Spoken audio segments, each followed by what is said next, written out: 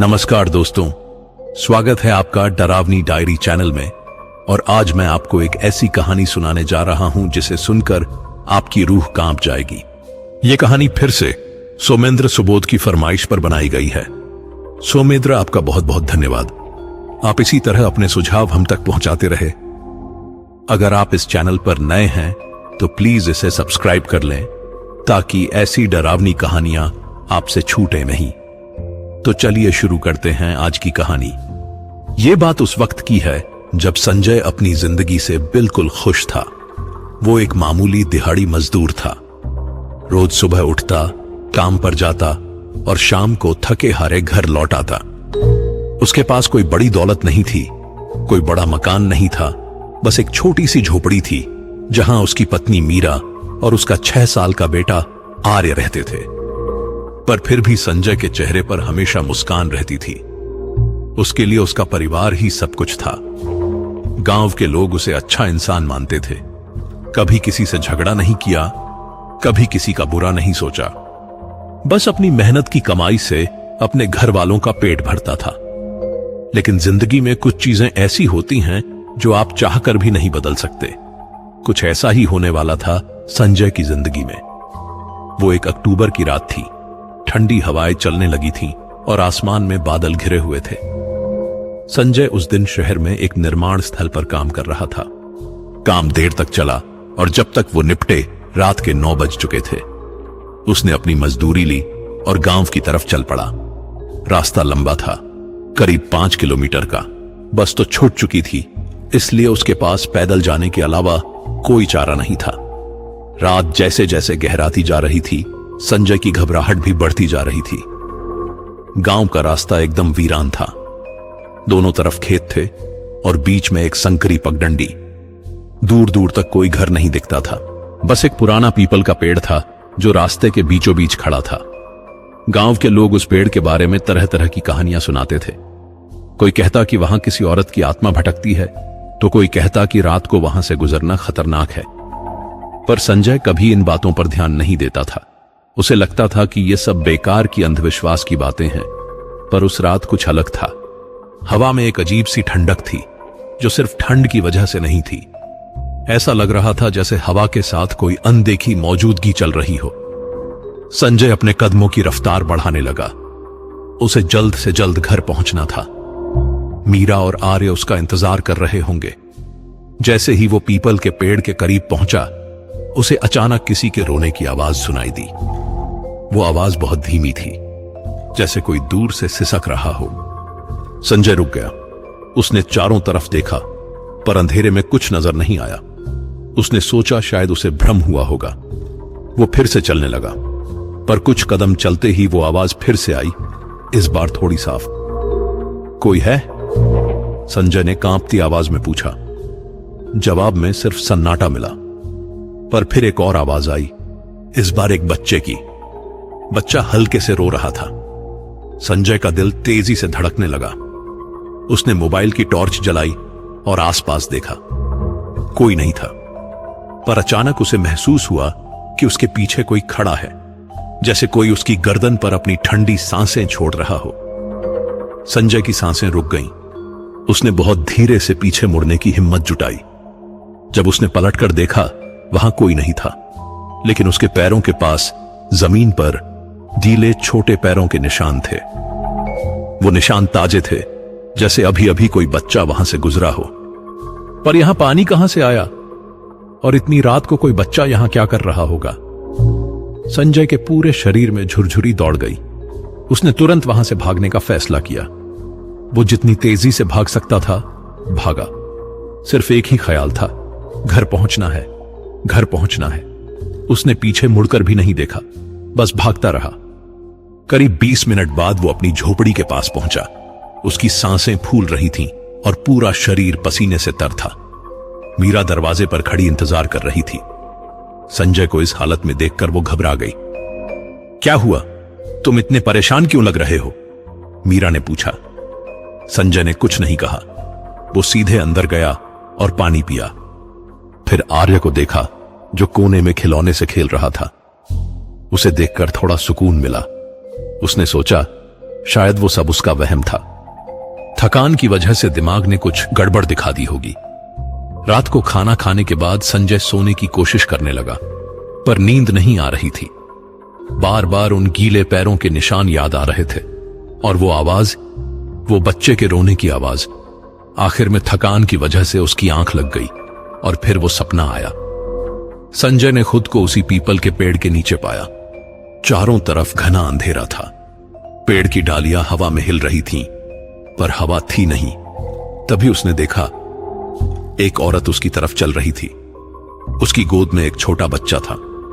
औरत की साड़ी फटी हुई थी और बाल बिखरे हुए थे, पर सबसे डरावनी बात उसका चेहरा था। उसका चेहरा बिल्कुल राख जैसा सफेद था और आंखों से काला गाढ़ा पानी बह रहा था। वो पानी नहीं था, खून था, काला खून। औरत धीरे धीरे संजय के पास आई। बच्चा उसकी गोद में बिल्कुल शांत था, जैसे मर गया हो। औरत ने अपना चेहरा संजय के बिल्कुल करीब लाया। उसकी सांसों से सड़ी मछली जैसी बदबू आ रही थी। मुझे पहचानो, उसने धीमी भारी आवाज में कहा। संजय चीखना चाहता था, पर उसकी आवाज ही नहीं निकल रही थी। वो भागना चाहता था, पर उसके पैर जमीन से चिपक गए थे।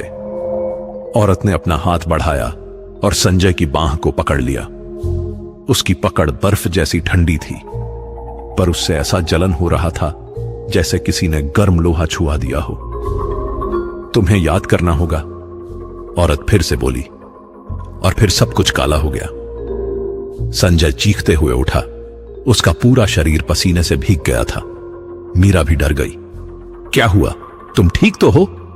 उसने पूछा। संजय ने कुछ नहीं कहा। उसने अपनी बांह की तरफ देखा और जो उसने देखा उससे उसकी सांसें रुक गईं। उसकी बांह पर 5 छोटे छोटे निशान थे, जैसे किसी नन्हे बच्चे के हाथों के निशान, और वो निशान जले हुए थे, जैसे किसी ने गर्म लोहे से दाग दिया हो। संजय समझ गया था, यह सिर्फ सपना नहीं था। कुछ शुरू हो चुका था, कुछ जो खत्म होने वाला नहीं था। अगली सुबह संजय बहुत परेशान उठा। रात भर उसे नींद नहीं आई थी।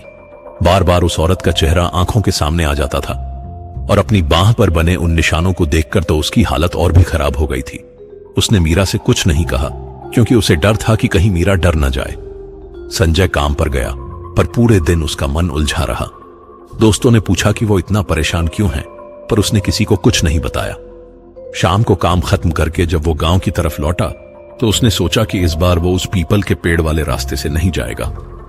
वो दूसरे रास्ते से गया जो थोड़ा लंबा था, पर कम से कम उस डरावनी जगह से तो बचा रहता। पर जब वो गांव पहुंचा तो उसने कुछ अजीब देखा।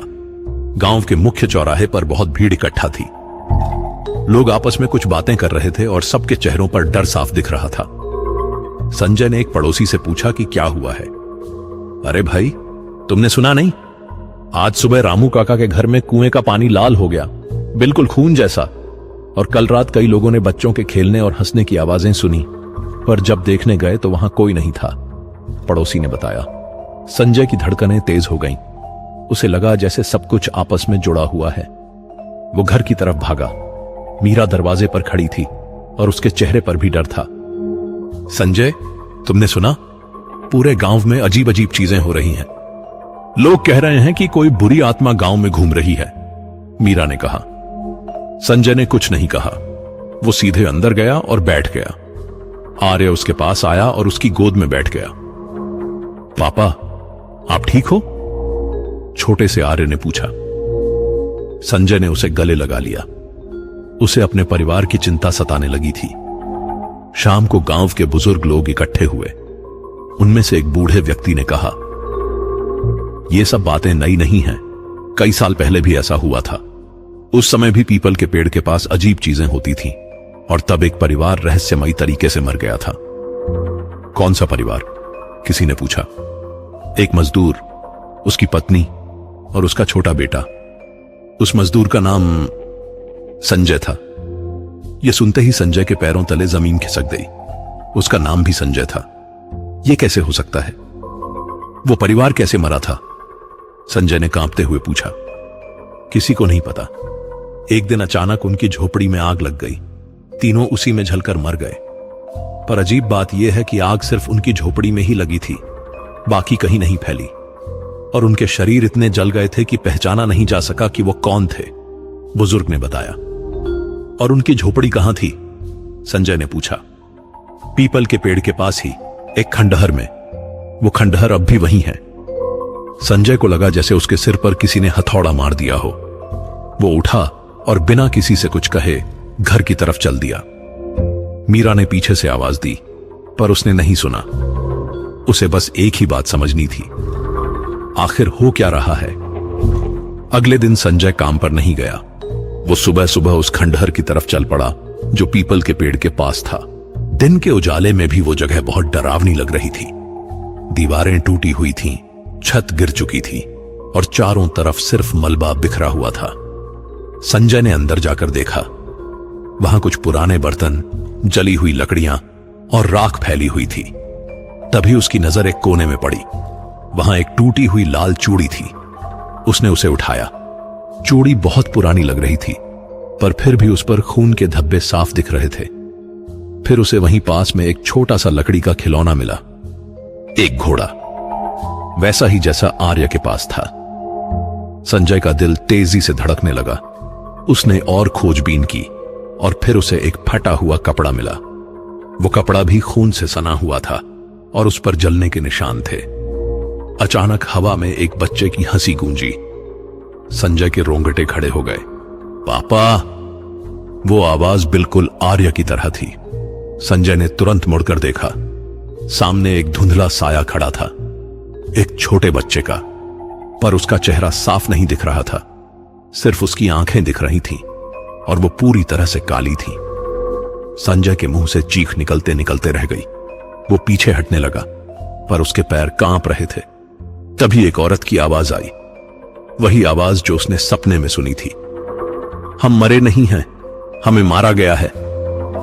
संजय का दिमाग घूमने लगा। उसे समझ नहीं आ रहा था कि क्या हो रहा है। वो वहां से भागकर बाहर आया और सीधे घर की तरफ दौड़ा। घर पहुंचकर उसने मीरा को सब कुछ बता दिया। मीरा भी डर गई, पर उसने संजय को समझाने की कोशिश की कि शायद वो सब उसका वहम है। पर संजय को पक्का यकीन हो गया था। वो समझ चुका था कि गांव में भटकने वाली आत्मा उसकी अपनी ही है, किसी और जन्म की। वो परिवार जो उस आग में जलकर मर गया था, वो कोई और नहीं, वो खुद मीरा और आर्य थे। पर अब सवाल यह था, उन्हें किसने मारा था और क्यों? उस रात संजय को फिर से वही सपना आया, पर इस बार औरत ने कुछ और कहा। तुम्हें सच जानना होगा। पेड़ के नीचे देखो, वहीं छुपा है सब कुछ। सुबह उठते ही संजय फिर से उस पीपल के पेड़ की तरफ चल पड़ा। उसे जानना था कि आखिर सच क्या है। उसे जानना था कि उन्हें किसने मारा था, और उसे पता था कि जवाब उसी पेड़ के नीचे कहीं छुपा है। संजय जब दोबारा उस पीपल के पेड़ के पास पहुंचा तो दिन का उजाला था। धूप में भी वो जगह किसी तरह की राहत नहीं दे रही थी। हवा ठंडी और भारी थी, जैसे पूरी जगह पर किसी अनदेखी ताकत का बोझ हो। पेड़ की जड़ें बहुत मोटी और पुरानी थीं, मानो सालों साल से वो जमीन को कसकर पकड़े हुए हों। संजय ने चारों तरफ देखा, कोई नहीं था। उसने गहरी सांस ली और पेड़ के तने को छुआ। जिस पल उसका हाथ पेड़ से लगा, उसे एक अजीब सी ठंडक महसूस हुई। ऐसा लगा जैसे पेड़ जिंदा हो और उसकी नब्ज चल रही हो। उसने जल्दी से हाथ हटा लिया। यहीं कहीं है, संजय ने खुद से कहा। उसने पेड़ के चारों तरफ जमीन खोदना शुरू किया। उसके पास कोई फावड़ा नहीं था, सिर्फ एक लकड़ी की छड़ी थी जो वहीं पड़ी थी। वो उसी से मिट्टी हटाने लगा। करीब आधे घंटे की मेहनत के बाद उसे कुछ महसूस हुआ। जमीन के अंदर कुछ सख्त चीज थी। उसने और तेजी से मिट्टी हटाई और फिर उसने देखा एक पुराना लोहे का डिब्बा जो पूरी तरह जंग खाया हुआ था। उसने उसे बाहर निकाला और खोलने की कोशिश की। डिब्बा जाम हो चुका था, पर थोड़ी जोर लगाने के बाद वो खुल गया। अंदर कुछ चीजें थीं, एक काली धागे में बंधी हुई तावीज, कुछ जली हुई हड्डियां और एक पुरानी तस्वीर। संजय ने तस्वीर को उठाया और ध्यान से देखा। तस्वीर में एक आदमी था जो किसी तांत्रिक की तरह दिख रहा था। उसके माथे पर तिलक था, गले में रुद्राक्ष की माला थी और हाथ में एक त्रिशूल था। पर सबसे अजीब बात यह थी कि वो आदमी गांव का ही चौधरी निकला, चौधरी राम सिंह, गांव का सबसे अमीर और ताकतवर आदमी, वही आदमी जिसके पास गांव की आधी जमीन थी और जो हमेशा दूसरों की जमीन हड़पने की कोशिश में रहता था। संजय के दिमाग में बिजली कौंधी।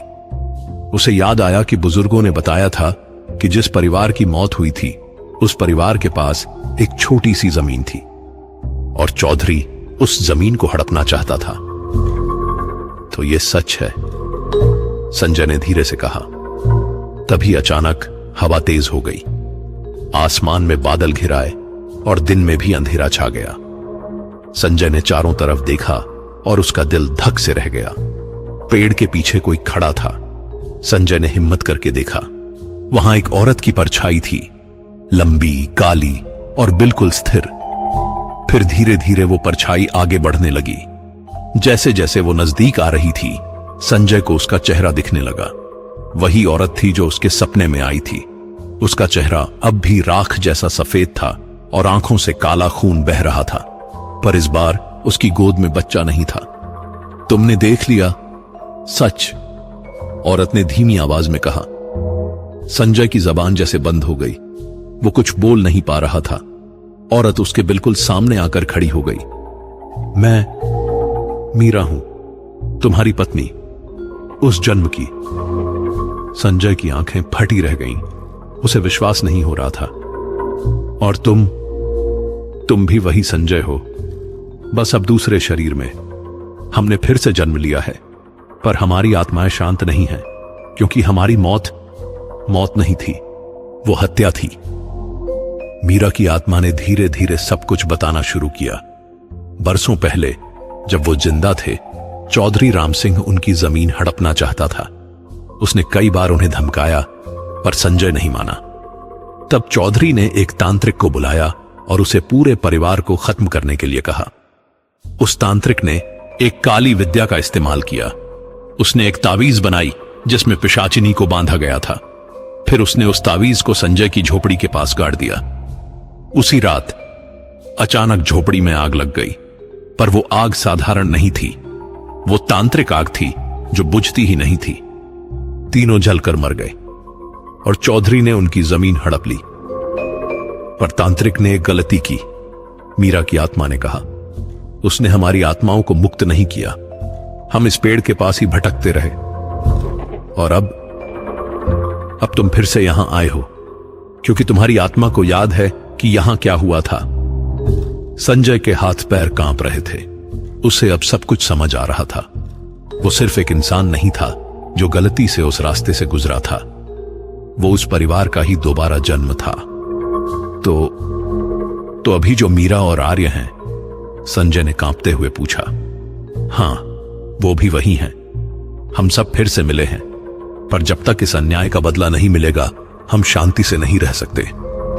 तभी अचानक पेड़ कांपने लगा, जमीन फटने की आवाज आई। संजय पीछे हटा। पेड़ की जड़ों के बीच से जमीन धीरे धीरे खुलने लगी और वहां से एक आदमी का साया निकलकर सामने आया। चौधरी राम सिंह।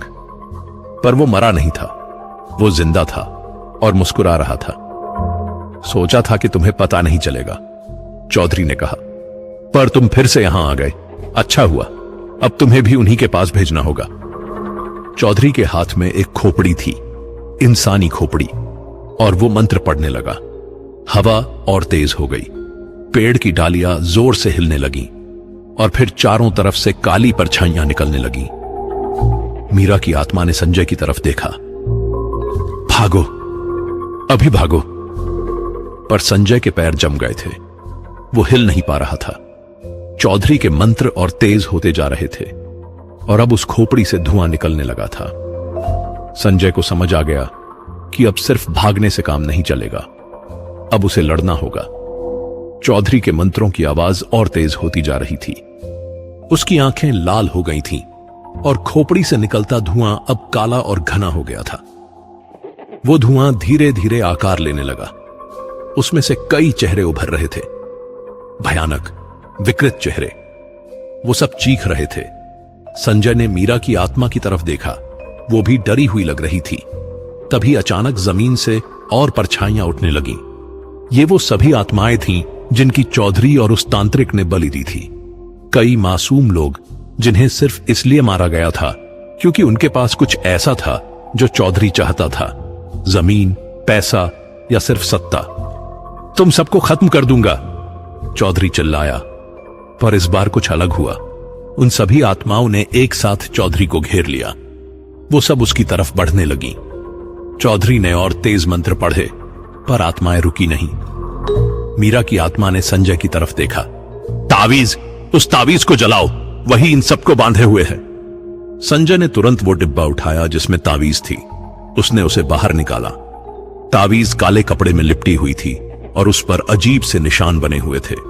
संजय के हाथों में वो बहुत भारी लग रही थी, जैसे उसमें कोई बहुत बड़ा बोझ हो। जलाओ इसे अभी, मीरा चिल्लाई। संजय ने अपनी जेब से माचिस निकाली। उसके हाथ कांप रहे थे। उसने एक तीली जलाई और तावीज के पास ले गया। पर जैसे ही आग तावीज को छूने वाली थी, एक तेज हवा का झोंका आया और तीली बुझ गई। चौधरी ने जोर से हंसना शुरू किया। सोचा था इतना आसान होगा। यह तावीज साधारण नहीं है, इसमें पिशाचिनी की शक्ति है। तभी उस तावीज से एक काली परछाई निकली। वो परछाई एक औरत का रूप लेने लगी, पर वो कोई साधारण औरत नहीं थी। उसके लंबे काले बाल जमीन तक लटक रहे थे। आंखें पूरी तरह सफेद थीं और दांत नुकीले थे जैसे किसी जानवर के। पिशाचिनी, मीरा ने फुसफुसाते हुए कहा। पिशाचिनी ने संजय की तरफ देखा और एक डरावनी मुस्कान दी। फिर वो तेजी से उसकी तरफ बढ़ी। संजय पीछे हटने लगा, पर उसके पैर किसी जड़ में फंस गए और वो गिर गया। पिशाचिनी उसके बिल्कुल ऊपर आ गई। उसकी सांसों से सड़ी लाशों जैसी बदबू आ रही थी। उसने अपने नुकीले नाखून संजय के गले की तरफ बढ़ाए। नहीं! एक छोटी सी आवाज गूंजी। वहां एक बच्चे की आत्मा खड़ी थी, आर्य। उसने पिशाचिनी के सामने खड़े होकर अपने हाथ फैला दिए। मेरे पापा को मत छुओ। पिशाचिनी ने एक झटके में बच्चे को दूर फेंक दिया, पर इससे दूसरी आत्माओं में गुस्सा आ गया। वो सब एक साथ पिशाचिनी पर टूट पड़ी। उनकी चीखें इतनी तेज थीं कि संजय के कान फटने लगे। मीरा ने संजय को उठाया। अभी अभी जलाओ तावीज को। संजय ने फिर से माचिस निकाली। इस बार उसने पूरा डिब्बा ही तावीज के साथ आग के हवाले कर दिया। पहले तो कुछ नहीं हुआ, पर फिर अचानक तावीज से एक तेज चमक निकली। एक भयानक चीख गूंजी, इतनी तेज कि पूरा पेड़ हिल गया। पिशाचिनी चिल्लाने लगी। उसका शरीर जलने लगा। चौधरी भी चीखने लगा। उसकी चमड़ी से धुआं निकलने लगा। वो जमीन पर गिर गया और तड़पने लगा। नहीं, ये नहीं हो सकता, मैं मरूंगा नहीं, वो चिल्लाया। पर तावीज पूरी तरह जल चुकी थी और उसके साथ ही पिशाचिनी की शक्ति भी खत्म हो गई। वो धीरे धीरे गायब होने लगी। उसकी आखिरी चीख इतनी भयानक थी कि पूरे गांव में सुनाई दी। चौधरी का शरीर अब राख में बदलने लगा था। उसकी आंखें अब भी खुली थीं और उनमें सिर्फ डर दिख रहा था। वो कुछ कहना चाह रहा था, पर उसकी आवाज नहीं निकल रही थी। धीरे धीरे उसका पूरा शरीर राख बन गया और हवा में उड़ गया। चारों तरफ अचानक सन्नाटा छा गया। आत्माएं अब शांत हो गई थीं। आसमान में बादल हटने लगे और सूरज की किरणें पेड़ पर पड़ने लगीं। मीरा की आत्मा संजय के सामने आई। इस बार उसका चेहरा शांत था। उसकी आंखों से अब काला खून नहीं बह रहा था। वो मुस्कुरा रही थी। हम मुक्त हो रहे हैं, उसने कहा। छोटे आर्य की आत्मा भी उसके पास आ गई। वो भी मुस्कुरा रहा था। दोनों धीरे धीरे रोशनी में नहाने लगे। पर तभी मीरा ने कुछ ऐसा कहा जिससे संजय का दिल डूब गया। हम मुक्त हो रहे हैं, लेकिन तुम्हें यहां रहना होगा, हमारी जगह। क्या? संजय ने पूछा। तुम अब इस जगह के रक्षक हो। तुम्हारी आत्मा यहां रहेगी और इस जगह की रक्षा करेगी। यह नियम है। कोई ना कोई तो यहां रहना ही होगा। संजय की आंखों में आंसू आ गए। पर मेरा परिवार, मीरा और आर्य, वो मेरा इंतजार कर रहे होंगे। उन्हें पता चल जाएगा और एक दिन जब सही समय आएगा तुम भी मुक्त हो जाओगे। संजय के शरीर से धीरे धीरे रोशनी निकलने लगी। उसे महसूस हुआ कि उसकी आत्मा शरीर से अलग हो रही है। वो चीखना चाहता था पर आवाज नहीं निकल रही थी। मीरा और आर्य की आत्माएं रोशनी में घुल गईं और गायब हो गईं। संजय अकेला रह गया। उसका शरीर वहीं पेड़ के नीचे गिर गया और उसकी आत्मा वो पेड़ के साथ एक हो गई। अगली सुबह गांव वालों को पीपल के पेड़ के नीचे संजय का शरीर मिला। वो मर चुका था। डॉक्टरों ने कहा कि शायद दिल का दौरा पड़ा होगा, पर उसके चेहरे पर एक अजीब सी शांति थी, जैसे उसने अपनी मंजिल पा ली हो। मीरा रोती रही। छोटा आर्य समझ नहीं पा रहा था कि उसके पापा क्यों नहीं उठ रहे। गांव वालों ने संजय का अंतिम संस्कार किया, पर उस दिन से पीपल के पेड़ के पास अजीब चीजें होने लगीं। रात को अगर कोई उस रास्ते से गुजरता तो उसे एक आदमी की परछाई दिखती, एक मजदूर की, जो वहां खड़ा होता और हर आने जाने वाले को देखता रहता। पर अब कोई डरता नहीं था, क्योंकि गांव में अब कोई बुरी घटना नहीं होती थी। कुएं का पानी लाल नहीं होता था। रात को बच्चों की आवाजें नहीं आती थीं। गांव के बुजुर्गों ने समझा कि संजय की आत्मा अब उस जगह की रक्षा कर रही है। और सच में जब भी कोई बुरा इंसान उस रास्ते से गुजरता तो उसे वो परछाई दिखती और वो डर कर भाग जाता। कई महीनों बाद मीरा अपने छोटे आर्य के साथ उस पेड़ के पास गई। उसने वहां एक दिया जलाया और फूल चढ़ाए। मुझे पता है तुम यहां हो, मीरा ने कहा। मुझे पता है तुम हमें देख रहे हो और मुझे पता है कि तुमने हमारी रक्षा के लिए खुद को कुर्बान कर दिया। तभी हवा का एक हल्का सा झोंका आया। ऐसा लगा जैसे किसी ने मीरा के बालों को सहलाया हो। आर्य ने मुस्कुराते हुए ऊपर देखा। पापा, उसने धीरे से कहा। उस रात मीरा को सपने में संजय दिखा। वो मुस्कुरा रहा था। मैं ठीक हूं, तुम दोनों की चिंता मत करो, मैं हमेशा तुम्हारे साथ हूं और एक दिन जब सही समय आएगा मैं भी मुक्त हो जाऊंगा। तब तक मैं यहां इस गांव की रक्षा करूंगा। आज भी अगर कोई आधी रात को उस रास्ते से गुजरता है तो उसे कुछ आवाजें सुनाई देती हैं। पहले एक बच्चे की हल्की सी हंसी, फिर एक औरत की धीमी आवाज, धन्यवाद, और फिर भारी कदमों की आवाजें, एक मजदूर के कदमों की जो अपनी ड्यूटी निभा रहा है। लोग कहते हैं कि वो संजय है जो अब इस गांव का रक्षक बन गया है। वो अच्छे लोगों की रक्षा करता है और बुरे लोगों को सबक सिखाता है। पर कुछ लोग ये भी कहते हैं कि वो सिर्फ रक्षा नहीं कर रहा, बल्कि इंतजार कर रहा है। किसी का इंतजार, शायद उस अगली आत्मा का जो उसकी जगह लेगी, या फिर उस दिन का जब वो खुद मुक्त हो सकेगा। कोई नहीं जानता, पर अगर आप कभी उस रास्ते से गुजरें तो जरा रुककर उस पीपल के पेड़ को देखिएगा। शायद आपको भी वो परछाई दिख जाए, और अगर दिख जाए तो घबराइएगा मत। बस इतना याद रखिएगा, अगर आपके इरादे साफ हैं तो आपको कुछ नहीं होगा, पर अगर नहीं है तो भगवान ही मालिक है।